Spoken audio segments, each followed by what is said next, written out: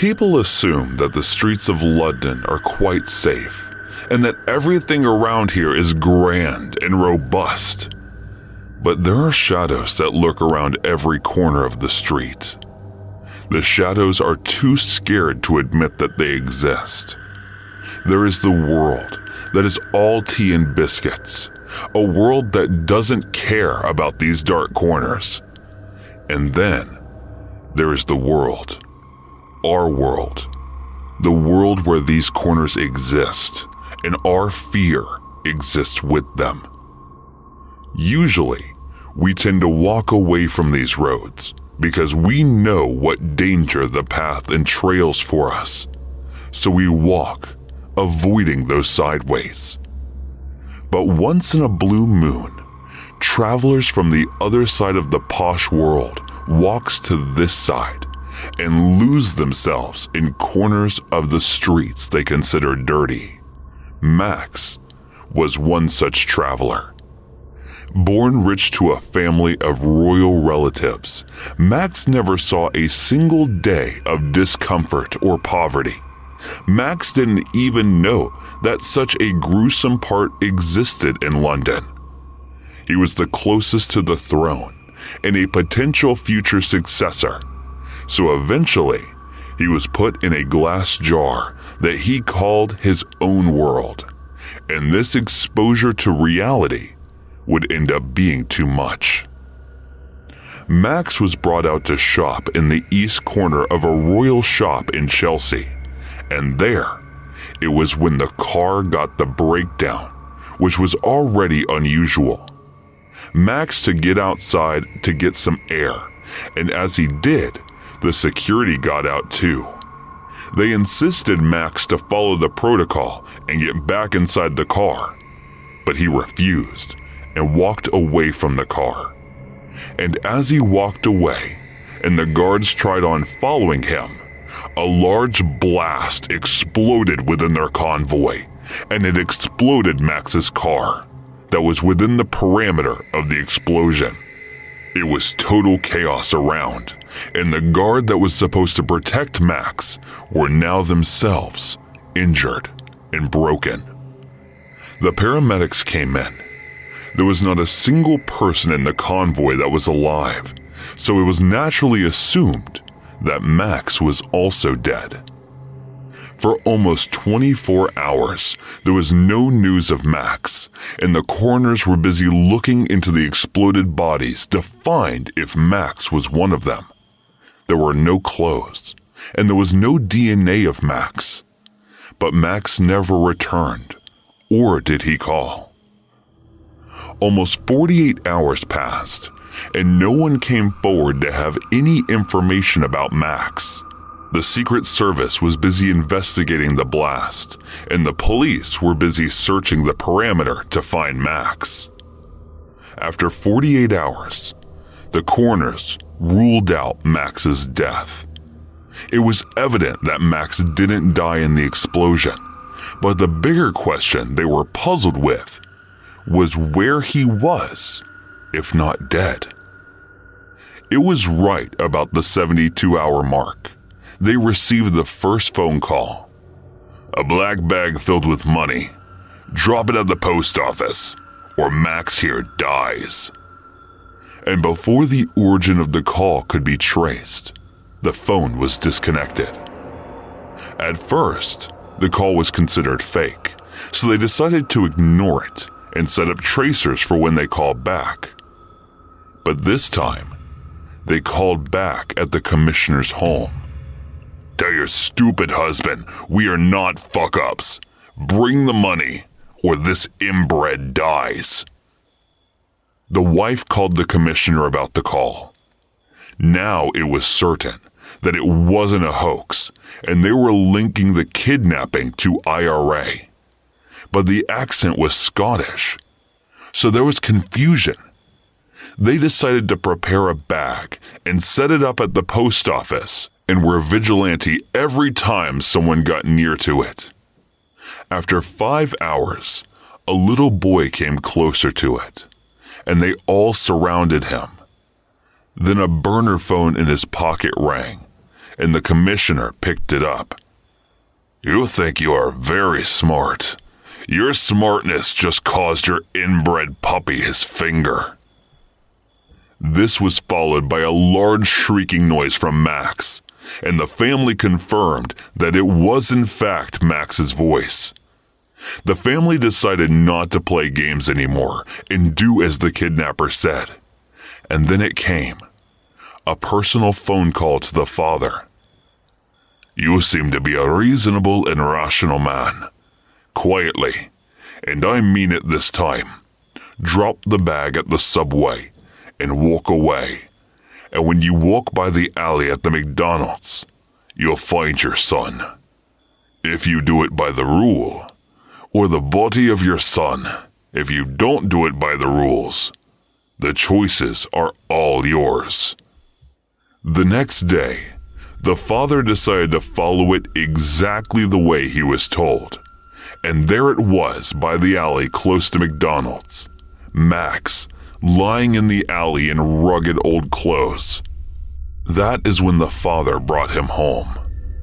Police interrogated Max, but he knew nothing about it and said that he was unconscious the whole time and don't know who kidnapped him. There was not a single visible injury on Max, and the commissioner was at first doubtful about the kidnapping, but later on refused to press it further because of the royal matter. The commissioner picked up his phone and called the number from which he received the call. And to everyone's surprise, it was ringing in the room. Everyone looked around to catch a glimpse as to who was it. Turns out, it was in the Prime Minister's pocket. A new conflict brewing in the fancy halls of the royals. Hey guys, thanks so much for all the support. If you haven't subscribed to the channel yet, please feel free to do so. I'm a 16-year-old female working as a customer care manager of front of house for McDonald's. Now, where I am from, when you are front of the house, you are required to wear a light strip top, a yellow neck scarf, and a pencil skirt just below the knee, which has a small split up the back. I always button my shirt right up to the top, so I always looked very modest, and I would never say a McDonald's uniform is attractive. Anyway, when I worked at McDonald's, I always put my all into everything I did. So I knew tills, drive-through, drinks, serving, etc. I have also always been someone that will happily have a conversation with someone to make the experience more enjoyable, and hopefully make them want to come back. I was working on tills when the creeper came through the door. He was a tall blonde bodybuilder, at least 50. Though he came to the till and order didn't look very happy. So I asked the obvious question, "How was your day?" etc. He made small talk and we got chatting about both of our dates. After that, he tells me it's nice to see someone smile around here. Everyone else is grumpy. Nice enough compliment. I was used to it. He was right. Not many people here enjoyed this job. He starts coming in once a week on a Wednesday morning. Each morning he would come in, he would have a chat. If I was on the floor front of house, we would sit and chat at a table. And my managers were fine with this, as I knew it made each customer experience unique. We got to know each other's names. His name was Michael. I started college on a Wednesday and Thursday and worked at McDonald's part-time, so my shifts changed. I worked Mondays, Tuesdays, and Saturdays instead of Mondays, Wednesdays, Fridays, and Saturdays. And sometimes extra days if you need me. Michael started coming in Mondays every day to find when I was working. First red flag, but I figured he's just lonely and needs someone to talk to.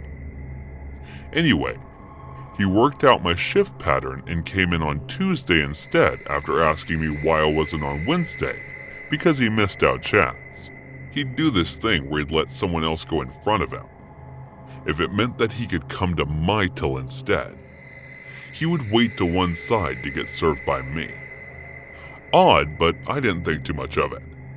Just thought he was a man that likes to be served by someone with a smile and had taken a liking to me.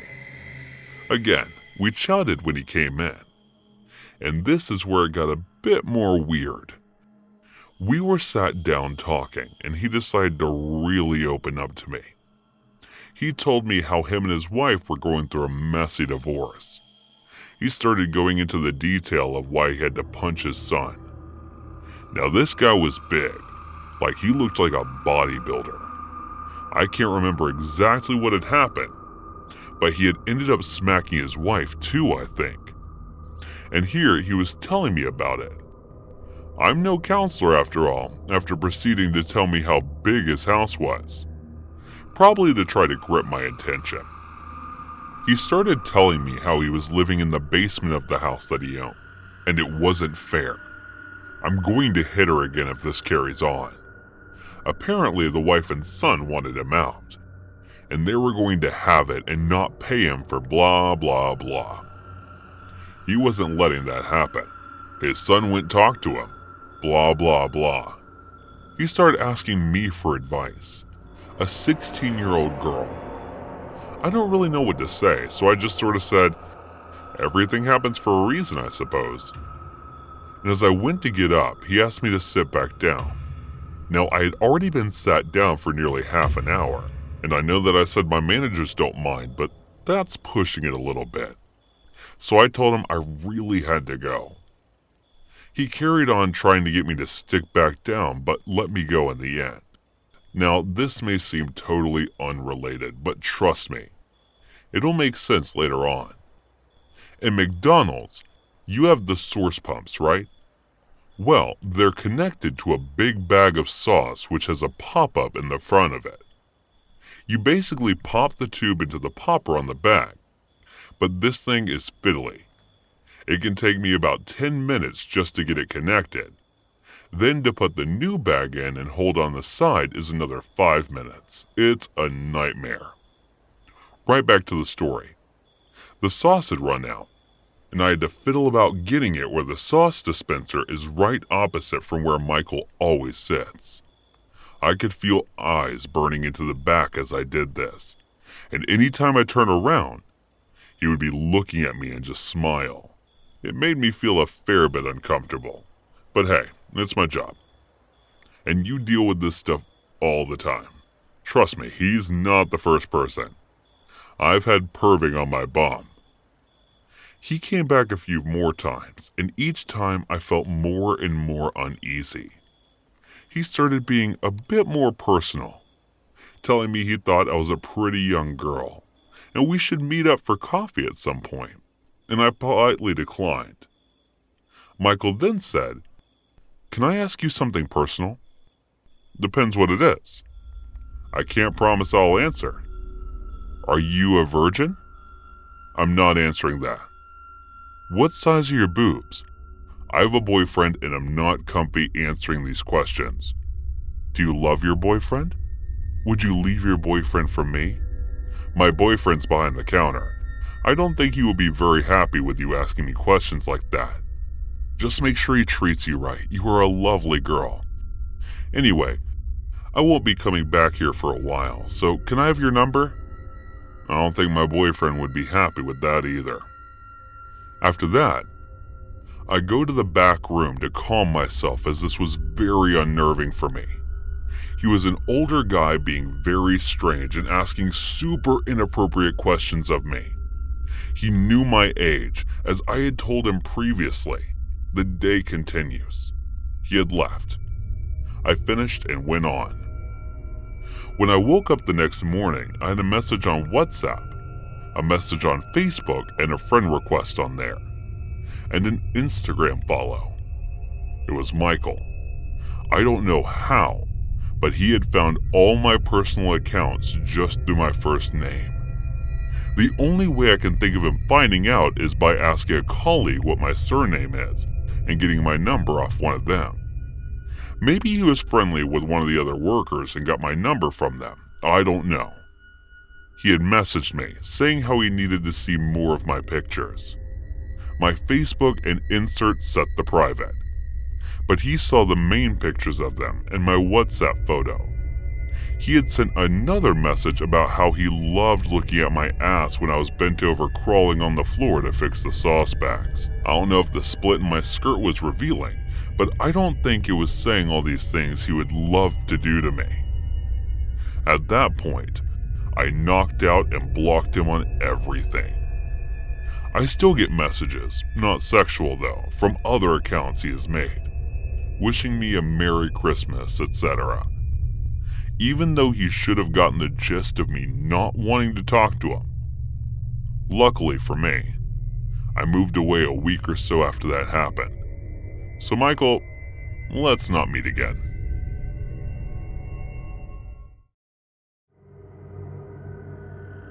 My wife and I travel often city to city, and at one point we settled down in Vegas for a few months. There was one night we were arguing after work, headed towards Henderson, a city outside of Vegas. Lots of isolated streets out of the way. I was sitting reclined back in the passenger seat when we ran over something and the tire definitely popped. My wife got out to check and confirmed it. Within seconds, a woman in a very nice car pulls up behind us. I saw she was a woman and I lay back in the seat, still mad, still stubborn, and figuring she was just checking on my wife, assuming she was alone. The woman said she had a brother-in-law with a tow truck and he could definitely tow the car free of charge to a shop.